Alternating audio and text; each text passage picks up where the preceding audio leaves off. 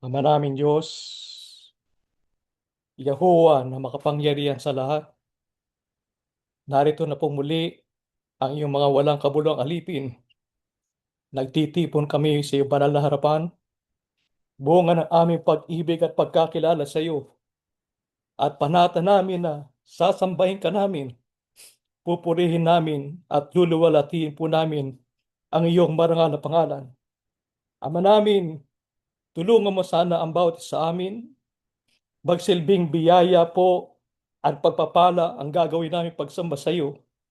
Tulungan mo sana at loobin mo na ang aming hinihingi ng aming puso ipagkakalo mo sa amin upang payapa kaming makapaglilingkod sa iyong banal na harapan. Loobin mo din, Ama, na sa pamamagitan ng Santong Espiritu, makamit po namin ang kapayapaan na hinahanap namin. Mapanatag kaming lagi sa aming sang-araw-araw na pamumuhay. Kung ano man po ang pasal ng iyong mga lingkod, pag-aanin mo sana, papanatagin mo ang aming puso at pag-isip upang kami, kung ano man ang aming pinagdaraan amin ngayon, sa aming buhay, sa aming paglalakbay, makatawid kami sa lahat ng ito.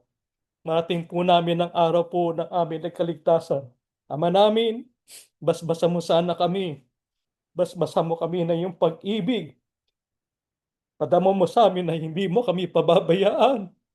Padama mo sa amin na hindi mo kami iiwan upang kami manatili po sa ilalim ng iyong awat pagpapala. Ama namin, sa aming pag-aaral, tulungan mo sana kami.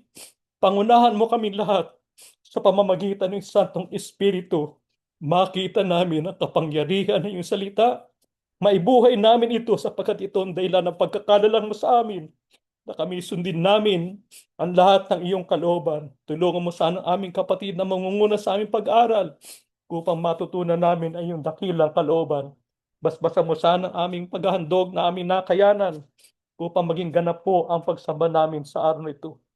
Ganap ang aming pagtitiwala at matibay ang aming pag-asa. Ipagkakaloob mo ang aming hinihiling sa iyo. Ang basbas mo babaunin namin sa buong panahon ng aming pamumuhay. Sa ngalan po lamang ng aming Panginoon at pagligtas, Panginoon po namin Yaw sa Kristo po.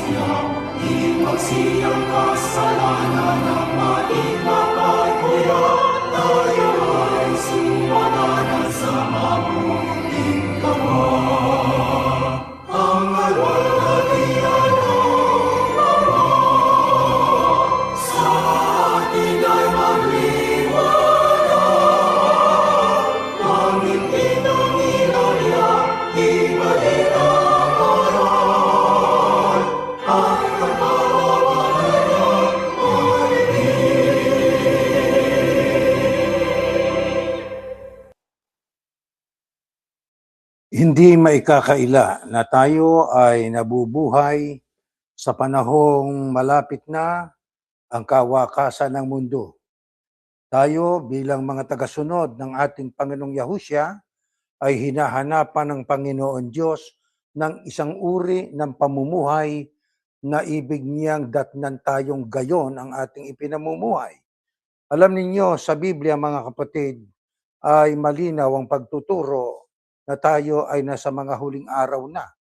Panahon na punong-puno ng hamon, mga iba't ibang pagsubok na minsan ay talagang matitindi, karamdaman, iba't ibang pagsubok na pag-uusig at pagtatakwil ng ating kapwa sa atin, lalo na nang tayo manindigan sa panig ng Panginoon Diyos. Bagamat sinasabi sa atin na igalang ninyo ang nasa pamahalaan, yung mga nangangasiwa sa atin. Bakit natin binabanggit po ito? Sapagkat hindi tayo pwedeng mamuhay ng ganang atin nang walang mangunguna sa atin. Walang magtuturo sa atin ng kalooban ng Ama sapagkat ang tamang paraan ng pamumuhay hindi nakabatay sa ating sariling kaisipan o pamamaraan sapagkat may daan na tila matuwid sa tao pero ang dulo niyaon ay daan tungo sa kamatayan. Kaya kailangan natin ang tagapanguna. Gaya ng ating mababasa sa first slide na ating basahin ito. Let us read. Sundin niyo ang mga namumuno sa inyo at magpasakop kayo sa kanila dahil sila ang nangangalaga sa espiritual ninyong kalagayan. At alam nilang may pananagutan sila sa Diyos sa pangangalaga nila sa inyo. Kung susundin ninyo sila, magiging masaya sila sa pagtupad ng tungkulin nila. Ngunit kung hindi, malulungkot sila at hindi ito makakatulong sa inyo. Tandaan ninyo, ang talatang ito ay hindi tumutukoy sa tagapamahalang pangkalahatan. Ito'y tumutukoy sa mga namumuno. May mga namumuno sa sambahayan, may namumuno sa komunidad, may namumuno sa eklesia. Ang sabi ng Biblia, sundin ninyo ang mga namumuno sa inyo, pasakop kayo. Bakit? Sapagkat sila'y nangangalaga. Hindi ba tayo namumuhay sa buhay na ito? Tayo pinangangalagaan ng mga salita ng Diyos? Pero paano makakarating sa atin ang salita ng Diyos sa pamamagitan po ng mga namumuno, mga punong espiritual? Ano sabi ng Biblia? Alam nilang may pananagutan sila sa Diyos, pangalagaan kayo. Kaya alam nila na yan ang kanilang tungkulin, spiritual obligation to take care sa mga eklesia. Kung susundin nyo sila, ano magiging resulta? Magiging masaya sila sa pagtupad ng kanilang tungkulin. Paano naman kung hindi natin sila pakikinggan? Binabaliwala natin ang kanilang pagmamalasakit sa atin, lalo na nga po ang kanilang hangarin ay pangunahan tayo sa paraang makadiyos. Ang sabi, ngunit kung hindi, malulungkot sila at hindi ito makakatulong sa inyo. Kaya sa bawat panahon, mayroong tagapangalaga. Espiritual, hindi lamang espiritual. Pag tinuruan tayo ng bagay na espiritual, siyempre pa doon nakabatay ang ating pong pamumuhay na material. Di po ba, mga kapatid? Pero tandaan natin, may limitasyon ang pangunguna ng mga spiritual leader sa atin. Kailan? Kapag ang kanilang pangunguna ay hindi na naaayon sa kalooban ng Diyos. Panahon yon para tayo tumayo, tayo ay manindigan sa panig ng Panginoon Diyos. Hindi dapat natin taglayin yung kung tawagan ay bunker mode. Ano yung bunker mode? Ang sabi nga sa isang paliwanag, yan ang isang sistema o sitwasyon na ikay magtatago sa bunker. Tatahimik ka na lang sapagkat takot ka na ituwid ang pagkakamali ng mga nangunguna. Hindi tama po yun. Lalabag yun sa nakasulat sa Biblia, expose ating ilantad ang kamalian ng mga masasama. Di po ba? Kaya may limitasyon ang ating pagpapasakop sa mga ministro, namunguna sa atin. Kaya maging alerto tayo, mga kapatid.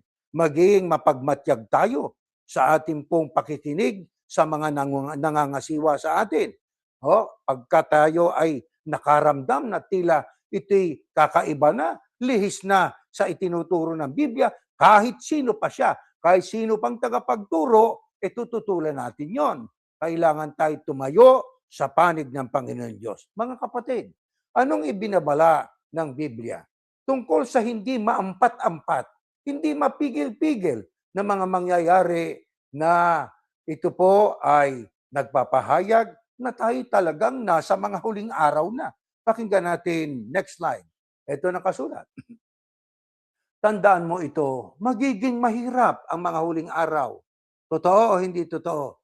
Ang hirap na, ang tataas na ng bilihin, bunga ng pagtaas ng langis. Lahat apektado, marami nang naghihirap sa iba't ibang panig ng mundo. Ultimong bansang kinikilalang mayayamang mga bansa ay naghihirap na rin. Tayo sa Amerika, totoo, harapin natin ang katotohanan, naghihirap na rin tayo. Ang iba nagdo-double job para lang, sabi nga, kanyang matapatan ang kanyang pangangailangan.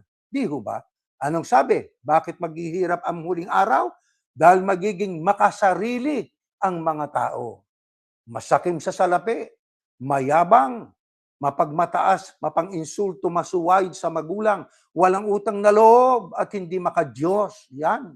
Yan ang pinakaugat na dahilan. Lahat ng pagiging masuway sa magulang, walang utang na loob, mapagmataas, mapang-insulto, sapagkat hindi makadiyos sa makatwid sa mga huling araw. Kaya magiging mahihirap ang panahon sapagkat ang tao ay hindi magiging makadiyos. Ayaw nilang makipagkasundo sa kaaway nila. Malupit, walang awa. Mapanira sa kapwa. Walang pagpipigil sa sarili. At galit sa anumang mabuti. Hindi lang yan. Mga taksil sila. Mapusok, mapagmataas. Mahilig sa kalayawan. Sa halip na maibigin sa Diyos. Ipinapakita nilang makadiyos sila. O, paano lang hypocritical Di ba? Panglabas na anyo, panglabas na kilos o kaugalian. Ipinapakita nilang makadiyos sila pero hindi naman nakikita ang kapangyarihan nito sa buhay nila. Iwasan mo ang mga taong ganito. Kaya mga kapatid, ayon kay Apostol Pablo, kaya pala ang panahon natin na kinakaharap at sa kasalukuyan, ito'y talagang mahirap. Panahon ng kahirapan, mga huling araw, sapagkat ang mga tao hindi na magiging makadiyos. Ang kanilang pagiging makadiyos, hypocritical, sa panglabas na nyo, parang makadiyos. Pero pagka ating tiningnan sa buhay nila, sa pang-araw-araw, wala yung kapangyarihan ng Diyos, yung salita ng Diyos. Ang sabi nga ng Biblia, iwasan nyo ang ganyang uring mga tao. Kaya mga kapatid, mayroon tayong tungkulin. Ang tungkulin natin yan, dapat nating maisakatuparan. Masama na hindi natin gawin yan sapagkat kung hindi natin gagawin yan, tayo po ay mapapalayo sa uri ng pamumuhay na ibig po ng Diyos na makita sa atin na kabilang sa Eklesiya. Kaya tandaan natin, suriin natin ang ating pong relasyon sa isa't isa. Limitahan natin ang malalim na pakikisangkot sa mga narsisismo na kaisipan, yung mga taong sakim, mapang-abuso, mapagpakunwari sa kanilang pananampalataya. Tingnan natin ang mga kilos, ang kanilang pagkatao, hindi lamang ang pag-aangkin na sila daw ay spiritually gifted by God. Sila daw ay makadiyos relihiyoso. Hindi sapat yon, mga kapatid. Hindi sapat yon. Kailangan makita natin hindi sa bibig, kundi sa gawain. Gawain makadiyos. Hindi gawain para lang pakitan tao at akitin ang mga tao. Hindi po ganon, mga kapatid. Unahin natin ang sa Diyos. Sa halip na ganap na maghiwalay sa ating pong pamilya, maaring iba ang pananampalataya ng isa't isa sa atin, pero maghari pa rin yung, sabi nga, ang pananampalataya, isinasaalang-laalang natin. Yung paniniwala ng iba. Hindi dahil sa mali ang paniniwala o iba kay sa atin, hindi na natin kakausapin. Ang taong makadiyos, tinatanggap natin. Ang sabi nga, we agree to disagree. Nandoon pa rin ang pag-ibig. Hindi katulad sa ating pinanggalingan. Sa totoo lang, ang sabi nga, hindi mapagpigil sa sarili, hindi ho sila mapagpatawad. Hanggang ngayon ay talagang damang-dama natin. Nung isang araw lang bumili po ako ng pagkain sa Filipino store, restaurant. Nakita ko ng isa sa mga diakono, ang sama ng tingin ho Nginitian ko, inisnab lang ako Ano lang ibig sabihin po niyan? Hindi nila ibinubuhay yung pananampalataya, pag-ibig kahit sa mga tao na sa tingin nila ay kumakaaway sa kanila o sa mga taong kaiba ang kanilang pananampalataya kaysa sa kanila. Ganyan talaga. Matutupad talaga ang nakasulat, mga kapatid. Di ba? Ayon kay Hosea, ang mga tiyak at hindi mapipigilang mangyayari na nagtuturo na tayo po'y talagang nasa mga huling araw na. Pakinggan natin ito sa Mateo. Makakarinig kayo ng mga digmaang malapit sa inyo. at mababalitaan ninyo na may mga digmaan din sa malayo. Nako, aplikable itong salina ito na ang salita ng Diyos eh. May mga digmaang malapit sa inyo, katulad halimbawa sa Ukraine. May mga karatig bansa kung nandoon ka, pag binasa mo to, masasabi mo ba ang lapit sa atin, yung digmaan niya sa Ukraine. Kapitbahay lang natin sila. O tayo namang sa Amerika. Yun nga, mababalitaan nyo na may mga digmaan ding malayo. O from here, malayo ang Ukraine. From here, malayo po ang Russia. Di ho ba? From here, malayo ang Israel laban sa Lebanon, laban sa iba't ibang bansang karatig niya. Di ho ba? Yan ang mga palatandaan.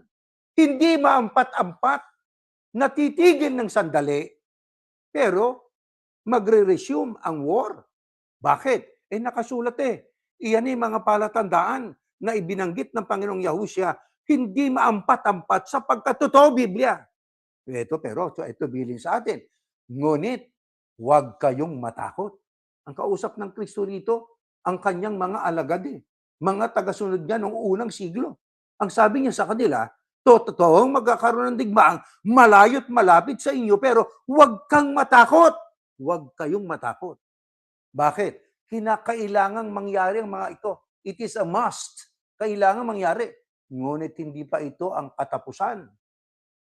Nakita ninyo? Nagdidigmaan dyan pero hindi pa katapusan. Bakit? Sapagkat magdidigmaan ang mga bansa at mga kaharian.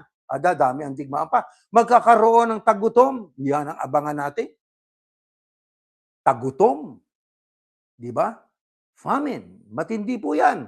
Sa ngayon may nakakain pa tayo Pero tiniyak ng Kristo pag malapit na ang araw ng kanyang pagparito una para sa kanyang eklesia, yung tinatawag nating rapture o harpaso. Di po ba? At after 7-year tribulation nga, bababa na po siya rito para magkaroon ng judgment. At ang judgment na binabanggit sa Biblia, may iba't ibang uri po ng judgment Hindi lang isa. Magkakaroon ng tagutom at paglindol sa iba't ibang lugar. Nako, ayan, pinaka-latest po sa General Santos. Di ba? Bakit hindi maampat-ampat ang mga iba't ibang mga lugar na talagang dinadalaw ng malalakas na paglindol, naghihiyawan ng mga tao, nagiiyakan ng mga kabataan? Sapagkat nakasulat, ang sabi ng Biblia, huwag kayong matakot, kinakailangang mangyari ang mga ito. Hindi pwedeng hindi. Sapagkat ito'y palatandaang hindi man katapusan na, pero malapit na. Ang lahat ng itipa simula pa lang ng mga paghihirap na darating. Birth pains, kung tawagin sa ibang talata ng Biblia. Eto pa, lilitaw ang maraming huwad na propeta at marami ang maililigaw nila. Lalaganap ang kasamaan at dahil dito manlalamig ang pag-ibig ng maraming mananampalataya. Yan ang mga banggit na sinabi ng ating Panginoong Yahushua, pahayagang tayo nabubuhay na sa panahong malapit na ang pagdating ng matinding galit ng ating Panginoon Diyos. Lalaganap niyang kasamaan. Ngayon palang laganap na Ultimong sa basketball dyan sa NBA Pagkatapos ng huling labanan nagkagulo yung mga fans sa labas Di ba? Hindi lang yan. Lilitaw ang maraming bulaang propeta kasabay ng kahirapan ng mundo at hindi dapat nating baliwalain yan sapagkat marami ang maililigaw nila. Lalaganap ang kasamaan. Malalamig ang pag-ibig ng maraming mananampalataya. Kaya mga kapatid, nagtira ang Diyos ng remnant sapagkat yun ang hindi lalamig ang pag-ibig. O marami, masisigla po kami. Pero ang totoo, hindi. Malamig kayo sa pag-ibig ninyo, sa inyong paglilingkod, sapagkat hypocritical ang inyong paglilingkod Di ba? Ang pag-ibig nila ay hindi na sa Diyos, kundi sa leader na nila. Nalamig na ang pag-ibig nila sa Diyos. Akala nila ay sa Diyos pa rin nakapatungkol ang pag-ibig nila. Wala silang kamalay-malay ang pag-ibig nila. Kaya ang sabi, pinakamamahal naming tagapamahalang pangkalahatan. Nasaan ang Diyos doon? Masasabi mo ba sa Diyos yun? Pinakamamahal kong Diyos? Masasabi mo ba yon sa Panginoong Yahushua, pinakamamahal kong Panginoong Yahushua? Hindi! Yan ang kahayagang nanlalamig ang pag-ibig ng tao sa tunay na Diyos at sa tunay na tagapagligtas na baling sa iba na wala silang kamalay-malay. Anong dapat nating bigyang pansin sa mga araling ito? Next slide. Yan po ay sa wikang Ingles, pero ang sabi ay atin pong susumahin batay sa mga talatang nabasa natin. Huwag matakot, huwag masindak sa mga digmaan. Tandaan natin yan. Labanan dito, tagutom, lindol, katulad ng mga kaguluhan ngayon. Huwag tayong matatakot. Ho, mga kapatid, yan ang bilin sa atin. Ha? Kailangan mangyari ito, pero hindi pa itong katapusan ng mundo. Kilalanin natin ang nangyayari sa panahon natin. Ang mga international at pambansang labanan, mga natural na kalamidad at kakulangan ay senyales ng panahon ng inter-advent. Panahon sa pagitan ng una at ikalawang pagparito ng Kristo. Yan ang mga pangyayari niyan. Ang mga ito ay pangkalahatang sakit sa panganganak. Yun nga, birth pains. Hindi natatanging patunay ng wakas ay ngayon na. Hindi agad wakas. Sabi nga ng Biblia, sabi ng Kristo. Ipinapakita ng kasaysayan ng paulit-ulit na siklo o cycle ng gayong mga pangyayari at lumakas ito sa pagtatapos ng panahon. Lumalakas yan at tuloy-tuloy. Malimit ang lindol sa panahon natin. Ano ang kasabay? Marami ang mga mag-aangkin ng otoridad o natatanging kaalaman tungkol sa Diyos. Kami ang totoo, kami ang sa Diyos, kami ang may Diyos, ang aming kapilya hindi nawasak, pero ang Jollibee Building bumagsak. Nangaangkin na sila daw ay sa Diyos sapagkat ang kanilang building hindi nawawasak, hindi naapektuhan ng lindol. Ng ano yan? Mga taong, mga bula ang pangangaral yan. Ililigaw ang mga tao. Ito ang kanilang mga gagawing propagandang, kami may Diyos, kaya sumama kayo rito sa amin. Laganap yan, nako. Alam na alam natin kung anong relihiyon yan, mga kapatid. Oh, habang tumataas ang kaguluhan sa moralidad, ang tunay na pag-ibig para sa Diyos at sa iba ay nababawasan. Totoo, hindi totoo. Napupunta na doon sa leader nila, pero sa iba, nababawasan na. Ultimong sa kadugo, nawala na. Binabalaan ito ang mga mananampalataya, ingatan ng kanilang mga puso. Yan ang importante. Unahin ang pag-ibig bilang bunga ng Espiritu. Iwasang madala na sa pag-aalinlangan. Huwag tayong maakit sa pag-aalinlangan, mga kapatid. Tatandaan natin na ang mga mangyayaring ito ay nangyayari sapagkat ito'y kahayagan na malapit ng kawakasan. Huwag tayong madala sa pag-aalinlangan. Huwag tayong maakit sa pagiging makasarili. Huwag tayong tatalikod sa pananampalataya. Bigyan nating pagpapahalaga ang sa panig ng Diyos. Pamumuhay na ayon sa kalooban niya.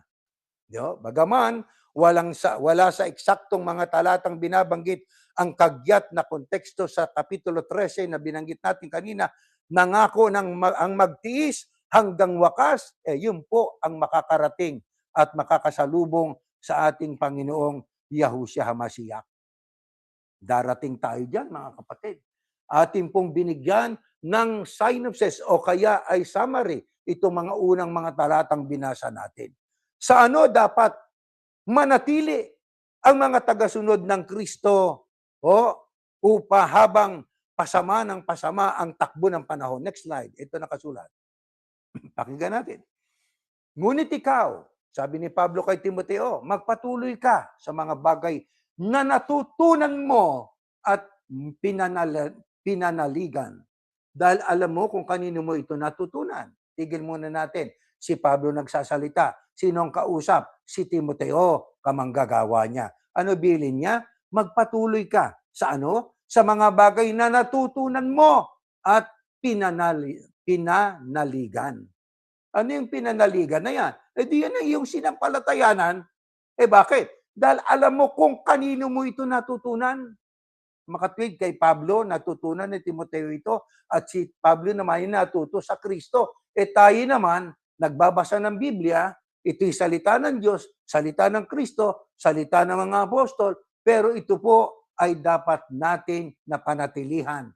Alin yon? Yung mga talatang binasa natin na hindi tama ay huwag nating paniwalaan. Pero yung mga tamang salin at ginamitan natin ng ating discerning ability na bigay ng Diyos at lohika at biblical, yun ang panghawakan natin.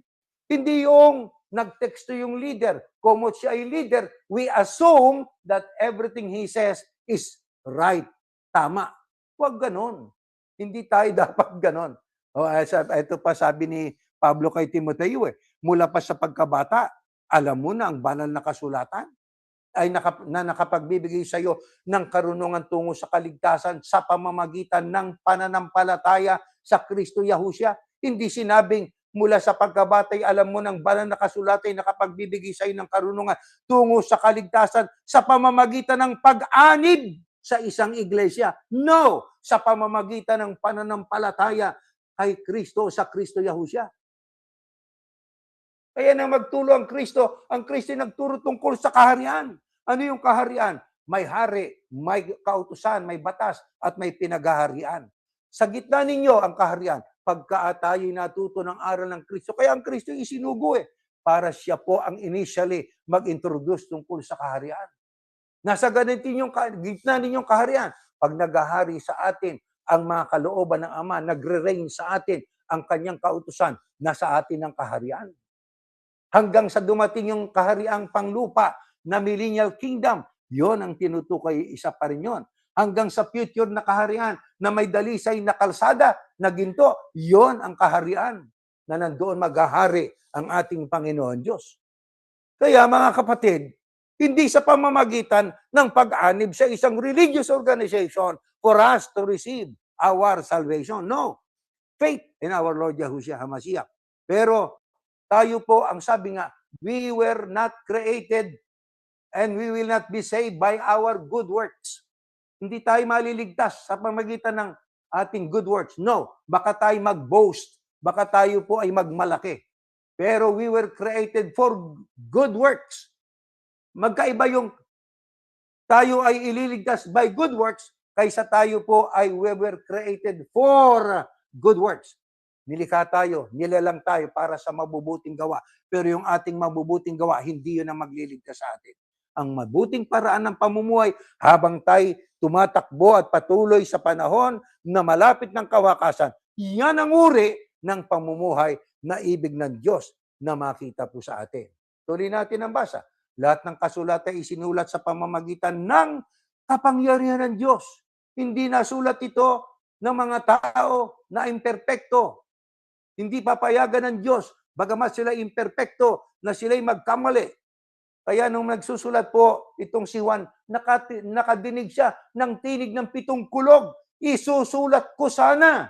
Pero nakarinig siya ng tinig mula sa langit, huwag mong isulat. Ang makatwid, ang mga nagsisulat ng Biblia, bagamat tao ay dapat nating panalig at sampalatayanan sapagkat bagamat tao at alam ng Diyos na sila'y pwedeng magkamali, kaya sila'y pinapatnubayan ng Diyos noong sulat kamay o manuskrito ng Biblia ang kanilang isinusulat. Old Testament at saka New Testament. Pero nung maglaon, ayon nga sa hula ng mga propeta, sa pamamagitan ng lying pen, mayroong mga pagbabagong gagawin ang mga magsisisali ng Biblia. Natupad po yan. Kaya dumami ang version, dumami ang iba't ibang translations ng Holy Scriptures at mayroon silang mga isinaling binago nila. Kaya dapat maging alerto tayo sa ating pakikinig. Maging mapagsuri tayo sa ating pagbabasa. Hindi ho ba, mga kapatid? Ano pa sabi ng Biblia? Ito, ayan. Ito nakasulat. Lahat ng kasulat ay isinulat sa pamamagitan ng kapangyarihan ng Diyos at mapapakinabangan sa pagtuturo ng katotohanan sa pagsasaway, pagtutuwid, sa pagsasanay sa matuwid na pamumuhay. Ang ating paksa, pamumuhay na marapat habang tayo patungo sa panahong ito na patungo sa kanyang wakas. Saan natin matututunan yan? Sa Biblia. Para maging handa sa lahat ng mabubuting gawa ang naglilingkod sa Diyos. Kaya hindi natin pwedeng takasang at itigil ang pagbabasa ng Biblia. Ano bilin pa ng Kristo? Next slide. Ito nakasulat. Ngunit ang mananatiling tapat hanggang sa wakas ay maliligtas. Manatili tayo, sabi ni Pablo, sa ating natutunan. Manatili tayo sa pagsunod sa tamang aral. Yun, pagdating ng wakas, ang siyang tiyak na maliligtas. Ano naman ang bili ni Pedro? Next slide. Kaugnay ng ating tanong na anong dapat nating maging paninindigan. Malapit na ang katapusan ng mundo. Kaya pigilan ninyo ang sarili nyo para hindi kayo makagawa ng masama at nang walang maging hadlang sa mga panalangin ninyo. Yan naman ang panig ni Apostol Pedro. Ang sabi, malapit ng katapusan ng mundo. Kaya anong kanyang pahayag at payo? Pigilan nyo ang sarili nyo, self-control, para hindi kayo makagawa ng masama. Bakit? Napakalaganap na ng kasamaan sa ating pang-araw-araw na pamumuhay. Nakikita ninyo, maging ang cellphone ay nagiging avenue para ang tao ay magkasala eh. Di ba? Iba telebisyon, radyo, kapwa-tao, pakikitungo, pakikihalubilo sa kapwa-tao. Kaya dapat ay atin po na ingatan ang ating sarili na huwag tayong makagawa ng masama. So ang dapat sa atin, tuwing umaga, pagkagising natin, ang nasa isip natin, gagawa ko ng mabuti, gagawa ko ng mabuti, Ama, tulungan mo po ako. Ano halaga kapag tayo nagpipigil sa sarili at tayo po ay gumagawa ng kabutihan para walang maging hadlang sa mga panalangin ninyo? Ano ibig sabihin? Para pag tayo nananalangin sa Ama, didinggin tayo ng Ama. Hindi po ba, mga kapatid? Lasing ka ng lasing, tapos mananalangin ka, Ama, basbasa mong kalusugan ko. Ano ka? Sinuswerte? Ha? Sabi ng Diyos, ingatan mong iyong sarili at iingatan kita. Inom ka ng inom, puyat ka ng nagpupuyat ka lagi na nagpupuyat. Wala kang tulog, inom ka pa ng inom. Tapos mananalangin ka, Ama, basbasan mo po katawan ko. Anong katawan mong gusto mong basbasan? Inaabuso mo yung katawan mo. Di ba? Kaya dapat talaga sa atin makinig makinig sa mga salita ng Diyos. Kaugnay nito, ano naman ang sabi ng isa sa mga lingkod ng Panginoon Diyos? Ito, pakinggan po natin. Itong kasunod na talata. Next slide. Itong ating mababa. Si Pablo din ito eh. Sundin nyo ang mga namumuno sa inyo. Ulitin lang natin, basta magpasakop kayo sa kanila. Ayan. Susundin natin ang ating mga nangunguna sa atin. Bakit? Yung spiritual leader natin. Spiritual. Pag sinabing spiritual, yung maka-Diyos. Di ho ba? Pero sa ating pakikinig, maging alerto. Bakit? Maging sa amin, nakikinig kayo, maging alerto kayo. Baka naililigaw na namin kayo. Di ho ba? Kaya dapat talaga nakikinig, inuusisa, inuurirat, gaya ng mga Beryano. Di ho ba? Bakit? Lilitaw ang maraming huwad na propeta at marami ang maililigaw nila. Inulit natin para bigyan din. Sapagkat maraming lilitaw na mga huwad na propeti at maraming maililigaw nila. Baka tayo makasama doon sa marami na hindi natin alam, mga kapatid. Ano ang pahayag pa ng Apostol Pablo kaugnay ng ating katanungan na yan? Ito, next slide. Pakinggan natin ito. Sapagkat darating ang panahon na ayaw nang makinig ng mga tao sa tamang aral. Nako, lalo dyan sa iglesia ni Manalo, no? Iglesia ni Manalo na yan eh. Kay Manalo na yan eh. Sapagkat ang tinig ni Manalo, masigit pa sa tinig ng Kristo at sa tinig ng Diyos eh. Pasya po ng pamamahala namin yan eh. Handa kaming mamatay para sa aming pamamahala. Anong klase yan? Kung ako handa akong mamatay alang-alang sa Kristo. Sila ay dahil para sa kanilang namamahala. Kung sino man ang namamahala ron eh. Di ba, nakita nyo? At kung anong gusto nilang madinig, kung ano yung pabor sa kanila. Pag sinabi mo, oy, ano mangyayari po sa pagitan ng una at ikalawang pagkabuhay na mag-uli? 1,000 taon, ano mangyayari? Ay, hindi ho namin alam yan. Hindi ho itinuro ng pamamahala eh. Ganon. Pero kapatid, itinuturo ho ng Biblia. Yan po ang millennial kingdom eh. Hindi namin paniniwalaan niya. Yan ang sinasabi ng Biblia. Sapagkat darating ang panahon, ayaw nang makinig ng mga tao sa tamang aral. Nakasanayan na nila. Sugo siya ganito. Maghandog tayo, maglingap tayo, etc. etc. na hindi nila namamalayan kung saan napupunta ang kanilang pera. Bakit? Nakinig na kasi sila sa mga aral na hindi tama eh. Di ba? Sa halip, anong gagawin? Hahanap sila ng mga gurong magtuturo lamang ng gusto nilang marinig para masunod nilang kanilang layaw. Nakaw. Alam niyo, ang iglesia ang pinanggalingan natin, naging malayaw na eh. Hindi nila namamalayan. Summer Blast sa Philippine Arena. Oh, talang sasayaw. Naging malayaw.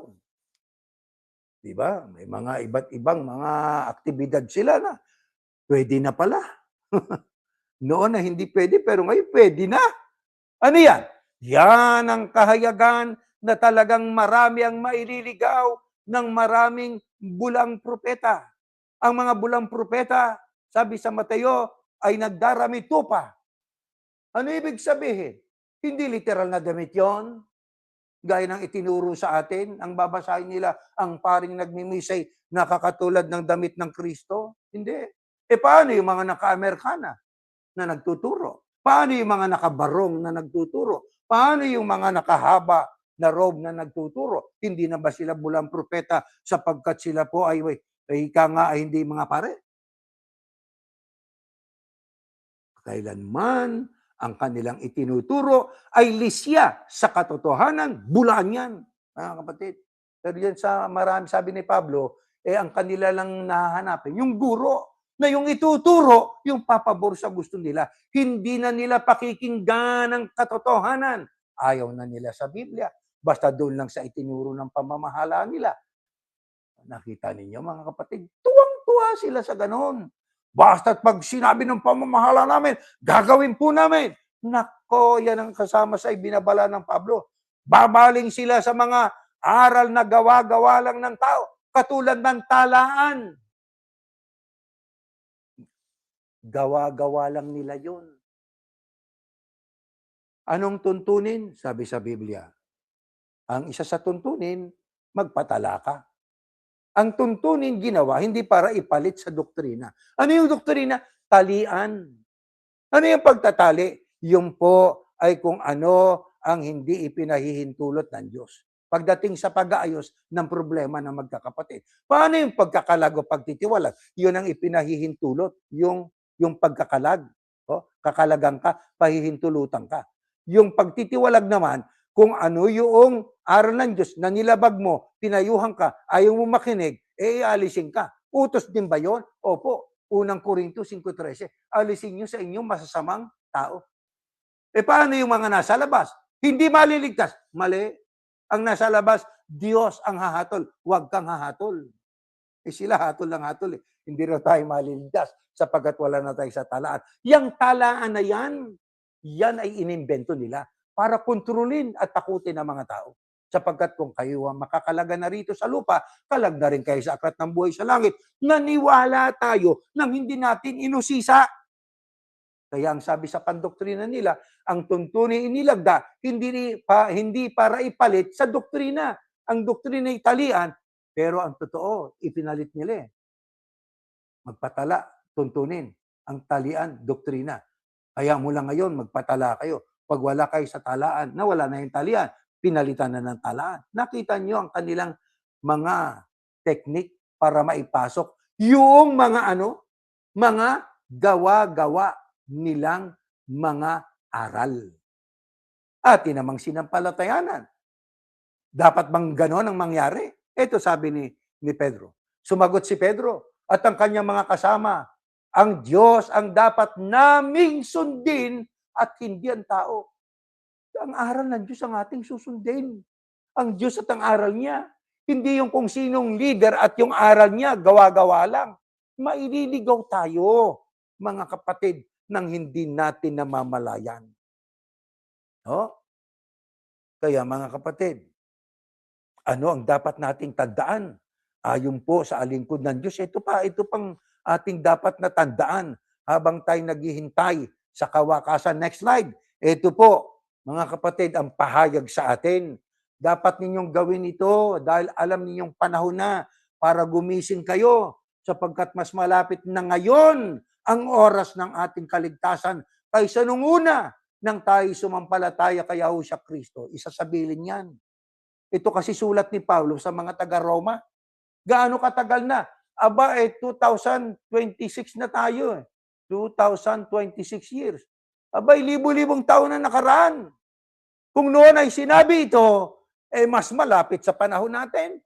Sabi, dapat niyong gawin ito dahil alam ninyong panahon na para gumising kayo sapagkat mas malapit na ngayon.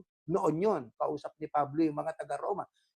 I-apply natin sa ating panahon. Aba, libo-libong taon na nakaraan. Di mas malapit na ang sa panahon natin ang oras ng ating kaligtasan kaysa nung una nang tayo sumampalataya sa Kristo. Mag-uumaga na. Kaya iwanan na natin ang mga gawain ng kadiliman at isuot na natin na ang kabutihan bilang panlaban nating mga nasa liwanag. Mamuhay tayo ng marangal dahil tayo ay nasa liwanag na. Anong uring pamumuhay? Habang tayo naghihintay sa kawakasan, mamuhay tayo ng marangal dahil tayo nasa liwanag na. Ang marangal ay iba kaysa pamumuhay na hindi marangal. May integridad na pamumuhay. Pamumuhay na may pag-ibig sa kapwa. Pamumuhay na ang naghahari talaga pagtulong sa kapwa sa kanyang wagas na kahulugan. Huwag nating gawin ang paglalasing magugulong kasiyahan. Sexual na immoralidad, kalaswaan, ang pag-aaway at inggitan. Sa halip, paghariin ninyo sa inyong buhay ang Panginoong Yahushua Kristo. Huwag ninyong pagbigyan ang inyong makamundong pagnanasa. Tapos na yan sa atin. Yang makamundong pagnanasa. Salamat sa Panginoon Diyos. Dama natin yan sa ating sarili. Tayong kabilang sa natitirang nanindigan, ang ating makamundong pagnanasa. Wala na po yan. Period na po yan. Tapos na po yan, mga kapatid. Yan ang bili ng Apostol Pablo. Ano pang bili ng isa sa mga lingkod ng Diyos? Kaugnay po ng ating paghahanda na dapat ay makita sa atin. Next slide. Ito naman kay Pedro. Pakinggan natin ito. Una sa lahat, dapat niyong maunawaan na sa mga huling araw, darating ang mga manlilibak at susundin ang masasama nilang nasa. Lilibakin ka. Gossiper. Di ba? Sisiraan ka. Mga nagdilim yan. Mga fallen angels yan. Natutupad. Sasabihin nila, hindi ba't nangako si Kristo? Ito pa yung pang-uupat na iba. Na si Kristo o ang Kristo nababalik siya. Nasaan na siya ngayon? Namatay na ang mga magulang namin pero wala pa rin pagbabago mula ng likhain ng mundo. Kung ganito ang magiging kahihinat na ng lahat, dapat kayong mamuhay ng banal at makadiyos. Kapag nagsimula nang mangyari ang mga ito, umasa kayo't maghintay tayo. Malapit na ang pagliligtas sa inyo. May mga nangiinsulto pa. Bata pa ako, alam ko na, nadinig ko na yan, darating ang Kristo. Libo-libong nakarana, nadidinig ko, hanggang ngayon wala pa. Hindi katakataka yan. Sapagkat panahon pa ng mga apostol noong unang siglo, may mga nagtanong na, hindi ba't na nga, sasabihin nila, hindi ba't na nga ako si Kristo, nababalik siya? Sabi ng mga Hudyo noon. Nasaan na siya ngayon? Sabi niya kay Pedro. Namatay na ang mga magulang namin, pero wala pa rin pagbabago mula ng likhain ng mundo. Pag nangyari na po yan, at ngayon ay nangyayari na nga, kaya yung iba ay naging naging ateo, atheist. Ayaw na nilang maniwala sa Biblia. Bakit? Matagal kasi nangyayari. Bago nangako, matagal nang nangako, pero hanggang ngayon wala pa. Tandaan din naman natin na nakasulat sa Biblia, diyan din sa Pedro, ang sabi sa ikalawang Pedro 3:9 yata, kung di ako nagkakamali, ng Diyos ay nagbibiga, ang Diyos ay hindi mapagpaliban. Nagbibigay siya ng pagkakataon sa tao na magsisi sa kanilang kasalanan. Sipin nyo, Adan, Abraham, 2,000 years. Abraham, Kristo, 2,000 years. Kristo hanggang sa pagdating niya, ikalawa, ay 2026 na. Ano yan? Hindi mapagpaliban ng Ama. Hindi niya gagawin yung kanyang pangakong lilipulin niya sa araw ng kanyang kagalitan ng mga taong dapat lipulin. Iligtas ang dapat maligtas. Hindi siya mapagpaliban. Nagbibigay siya ng pagkakataon para ang tao'y magkaroon ng kaligtasan. Chance ang ibinibigay ng Ama. Bakit kailangan nating dapat suportahan ang mga nangunguna sa atin? Yung mga nagtuturo, naghahatid ng mga aral ng Diyos sa atin. Ito po, pakinggan natin. Next slide. Sundin nyo ang mga namumuno sa inyo. Dito tayo sa bahaging ito. Kung susundin nyo sila, magiging masaya sila sa pagtupad ng tungkulin nila. Ngunit kung hindi, malulungkot sila at hindi ito makakatulong sa inyo. Yan ay, pahayag, panawagan. Hindi kayo pipilitin sumunod. Pero susundin yung tama. Pagka mali, punahin. Di ba? Hindi pwedeng hindi. Pagka hinayaan natin na yung mali ay pinayagan nating umiral at mamalagi, naitalikod ka na. Di ba? Pero kung tama ang sinusunod at tama ang itinuturo, ang ipinasusunod ay tama, sundin natin. Bakit? Kapagkat ang sabi, kung susundin nyo sila, magiging masaya sila sa pagtupad ng tungkulin nila. Paano kung hinapis natin, binaliwala natin, labas sa kabilang tenga ang nadinig natin, tama naman yung aral nila na itinuturo sa atin ayon sa Biblia, hindi tayo makikinabang. Bakit? Ang sabi, ngunit kung hindi kayo susunod, malulungkot sila. Hindi ito makakatulong sa inyo. Di ba? Yan ang bilin eh. Kaya mga kapatid, sumunod tayo kung tama ang turo. Galang natin ang isa't isa. Mahalin natin ang isa't isa. Sapagkat sa pamumuhay na makadiyos, kailangan may mag-guide sa atin. Ang mga salita ng Diyos na ipinararating ng tunay at mga taong mangangaral na may mapagmalasakit na puso. Kailangan natin yun, mga kapatid. Kaya kailangan ng matalinong pagsunod. Ang mahalaga ay ang pagsunod sa tama. Huwag yung nakagawian na lang natin. Mag-ensayo tayo, mag-focus tayo, tumupad tayo, mamahagi tayo ng mga magasin na ganito. Nakasanayan na lang pero hindi alam kung ano nilalaman ng pasubo. Hindi niya alam na, ano nilalaman yan. Basta walang laman yan na kontra sa amin. Na puro pabor sa amin yan. Pinakikita yung mga na-convert na mga mangangaral at mayayaman. Pero hindi pinakikita, pulubi, naging kaanib sa aming reliyon. Propaganda kasi. Para sa akin, ang propaganda ay puro paganda. Ang pinakikita ay puro pahanga. Kaya nga propaganda eh. Di ba mga kapatid? Tayo wala ritong propaganda. What you see is what you get. Ang nadidinig nyo sa amin, ang nakikita nyo sa amin, sumasamba kami bahay-bahay.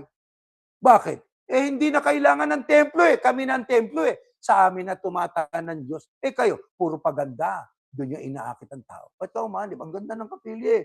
Ganda ng kanilang mga simbahan eh. Hindi ka dapat maakit doon. Kundi ang kaligtasan ay doon sa turo na tama at makadiyos at sa pagsunod at pag-ibig sa kapwa. Ano naman ang tinig ng isa sa mga lingkod ng Diyos? Kaugnay po ng ating paghahanda sa nalalapit na kawakasan ng mundo. Next slide.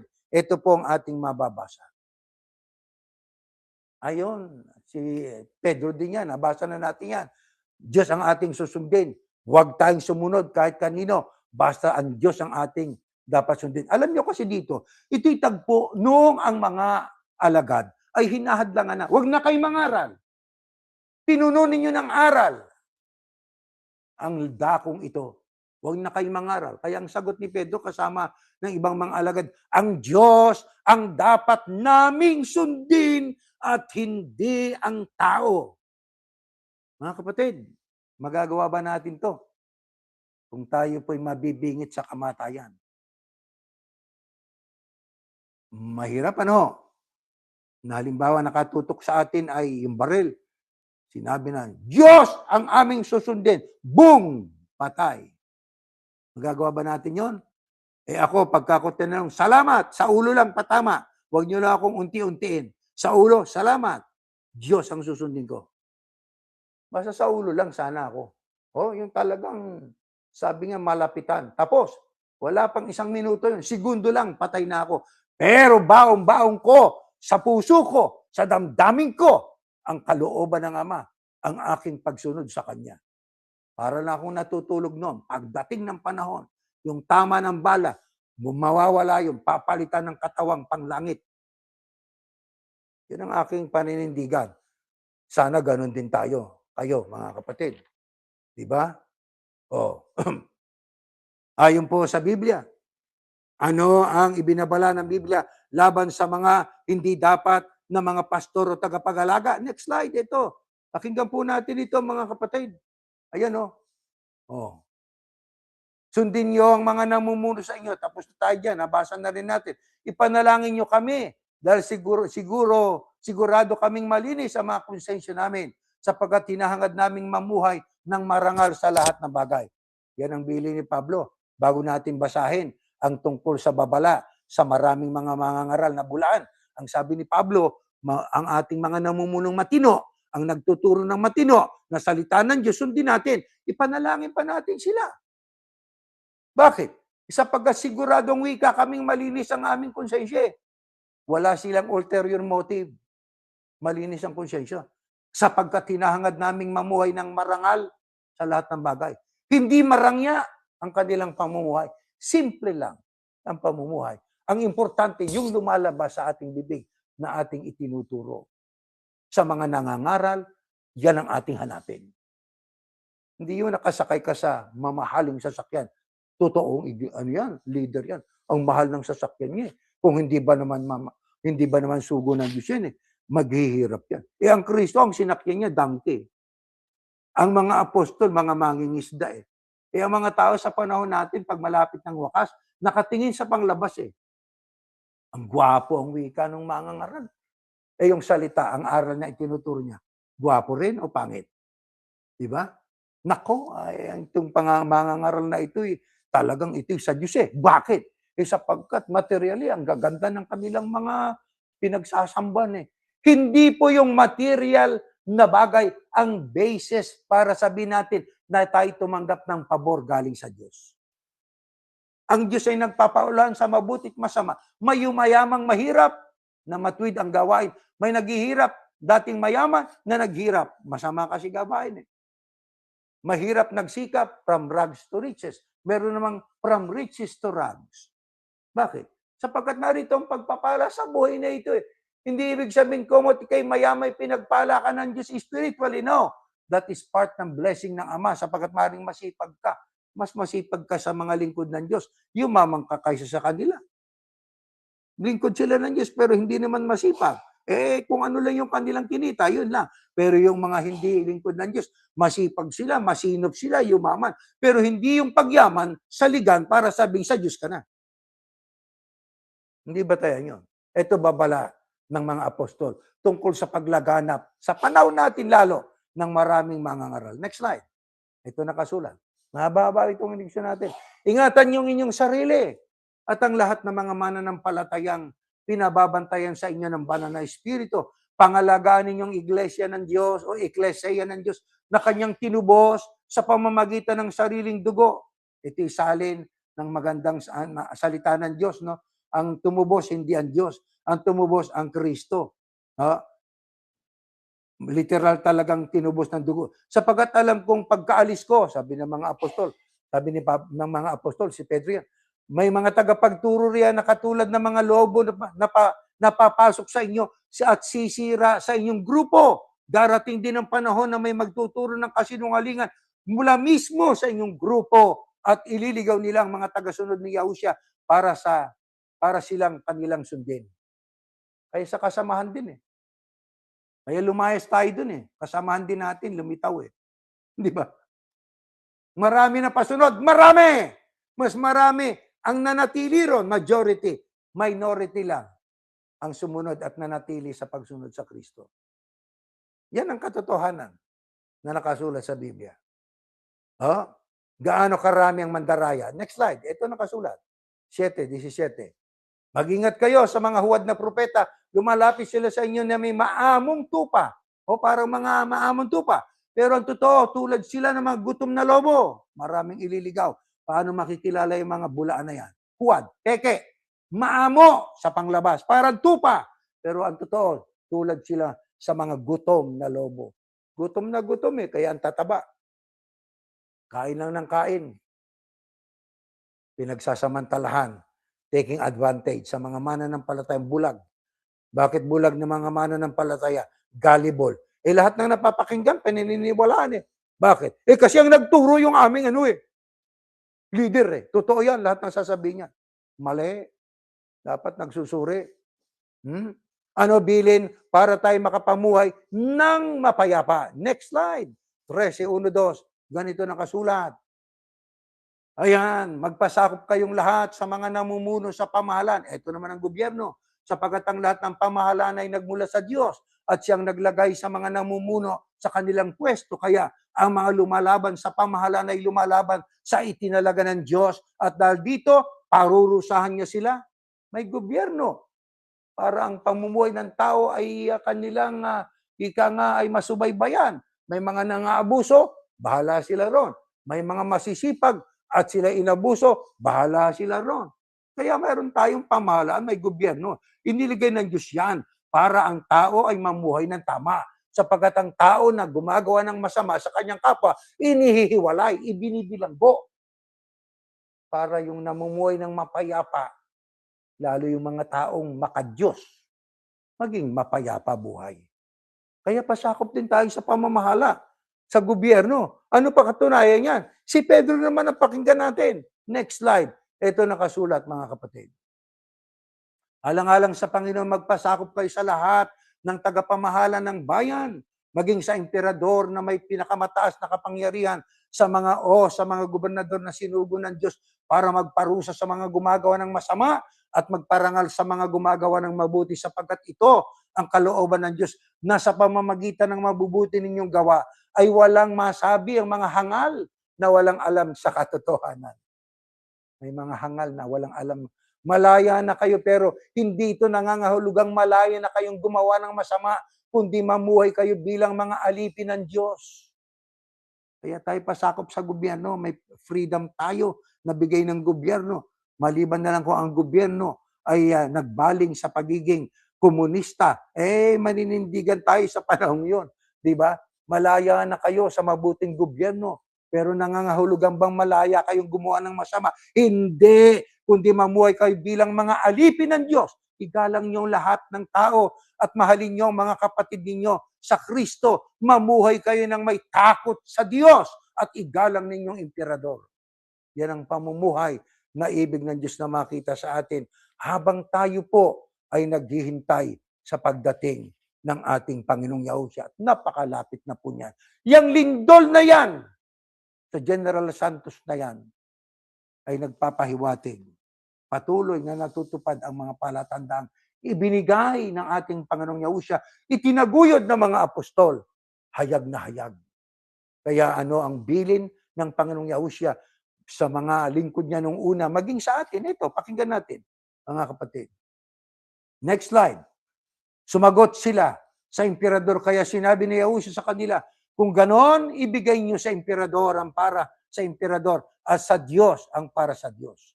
Yan ay tagpo, ibig nilang hanapan ng pagkakamali ang Kristo. Kami ba'y dapat magbayad ng buwis? Pagka sinabi niyang dapat, magagalit ang kanyang mga Hudyo. Pagka sinabi niya hindi, magagalit ang imperyo ng Romano. Kaya ang sabi niya, bigyan niyo ako ng coin. Sino nasa harap ng coin, naka-inscript sa coin?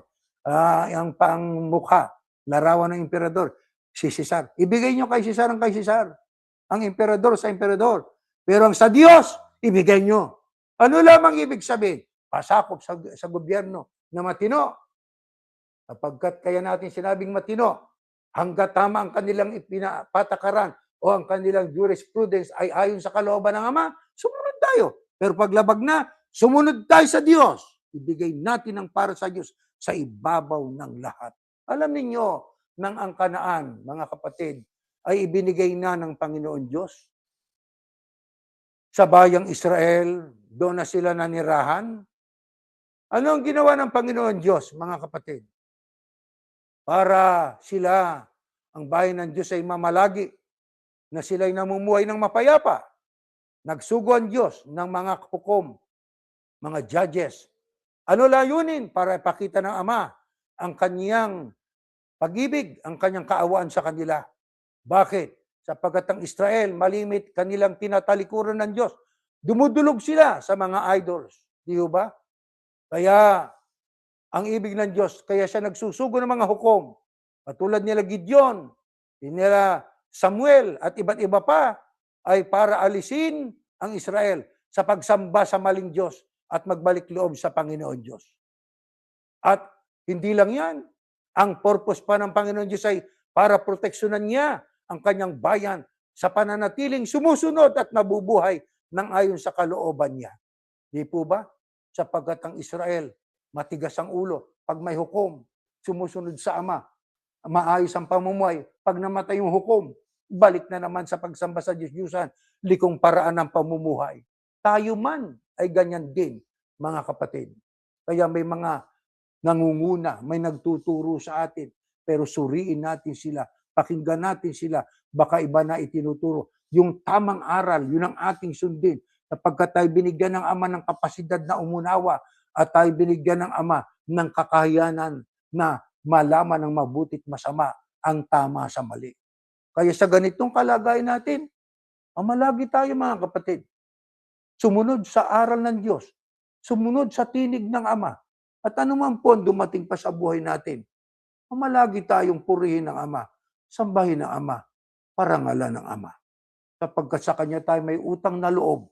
Kung tayo may nabubuhay pa, hanggang ngayon, sa kabila ng ating mga sitwasyon sa buhay, kapos, pangangailangan, magulo ang paligid ng mundo na ating ginagalawan, may biktima tayo ng mga iba't ibang karamdaman, nabubuhay pa tayo. Sapagkat yan ang kalooban ng Ama. Ibig pa niya na tayo ay Kanyang mapakinggang pumupuri sa Kanya at lumuluwalhati sa Kanya.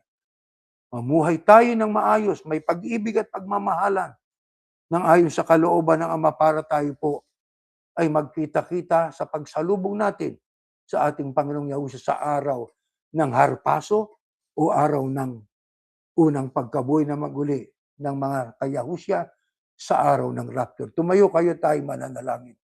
Yahuwah, aming Ama, salamat po ng marami sa inyo sa mga aral na itinuturo nyo sa amin. Amin pong pinasasalamatan ka ng marami sapagkat lagi mong inuulit sa amin ang mga aral na ito sapagkat minsan nalilibang kami sa totoo po. Aming Ama, amin pong minsan nalilimutan ng panahong aming nilalakaran ay panahong sobrang lapit na ng aming kaligtasan. Malapit na ang pagdating ng iyong anak sa alapap para sa mga tunay at tapat niyang mga tagasunod, mga kabilang sa Ecclesia na kanyang itinatag. Aming hinihiling sa iyo, sa natitira naming buhay, na sana Ama, subaybayan mo po kami, huwag mo kaming iiwanan. Kahit saglit, baka maligaw pa kami, baka masayang pa ang aming puhunan sa paninindigan, sa panig mo. Opo, kakaunti lang kami sa bilang. Yun naman talaga ang nakasulat. Marami kang tinawag, o konti ang iyong pipiliin. Ama, aming hinihiling sa iyo na sa aming ginagawang paninindigan, samahan mo lamang kami. Huwag mo po kaming iiwanan, Panginoon, sapagkat ayaw namin na kami ay mahiwalay pa sa pananampalataya at pananalig na aming natutunan sa mga banal na kasulatan. Pag nakikita mo kami minsan, nahihirapan kami. Sunod-sunod ang aming mga iba't ibang suliranin. Ang aming pong ginagawa, lumuluhod kami sa iyo. Tumatawag kami sa iyo. Pag nakikita mo na po kami na sa iyo ay dumudulog at nagmamakaawa, sana po pakinggan mo ang aming tinig. Huwag mo po kaming itatakwil. Huwag mo pong babaliwalain naman ang aming pong pakisuyo. Hindi naman namin hangad ang yumaman. Ang hangad namin yumaman kami sa pananampalataya. Lumago ang aming pananalig. Lumakas ang aming pagtitiwala sa iyo. Mahabag ka po sa mga sumasamba. Sawang kami nandoon. Pakinggan mo po ang aming pakisuyo. Amin pong hinihiling, abutin mo po ang mga kamay ng mga anak mong napasa sa gulo na kanilang dinaranas, sa lugar na kanilang kinalalagyan, sa mga kapatid namin nakapuspalad, magdalang habag ka po.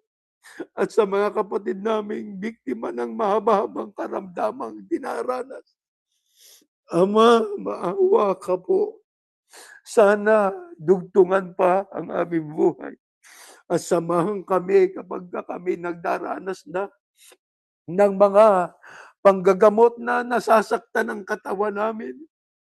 Samahan mo po kami, Panginoon. Alam namin ang aming pagtitiis na ito'y saglit lang kumpara sa kaluwalhatian na ibibigay mo sa amin. Salamat po. Salamat po ng marami. Hindi mo kami pinababayaan sa araw-araw. Nandiyan ka lagi, nakakaraos kami. At kapag nakakaraos kami, nasasabi namin, bakit kami nakaraos? Na tumatanaw kami sa iyo. Nagpapasalamat kami. Itinataas namin ang aming mga ulo para sabing ikaw po ang may gawa ng lahat. Sana yun ang aming patuloy na matanggap upang kami makatagal at makarating sa hangganan ng paglilingkod. Ito'y aming hinihiling sa pag-asang inari mong panalangin namin. Sa ngalan po ng iyong anak, Yahushua Masiyak. Amen.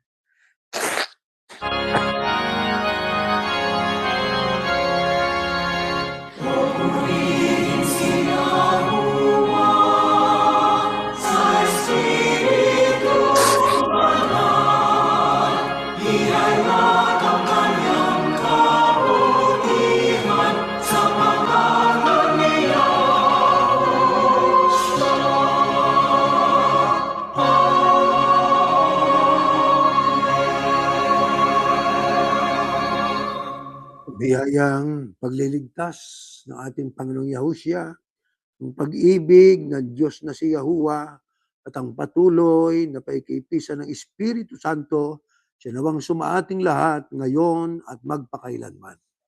Amen. You can give your offerings po at following link ayan po, nakasulat kung gusto niyo mag-abuloy. Ayan, at saka patuloy natin po, huwag tayong magsawa po, sa ating pananalangin para po sa lahat ng tao, lalo yung mga nangunguna sa mga bansa, At ganun din, panalangin natin ang mga taong nasa kapangyarihan, lahat ng tao po, para po magkaroon pa ng kapayapaan sana at ang Ebanghelyo malaya pang maipangaral. Hanggang diyan po tayo natatapos na, mga kapatid.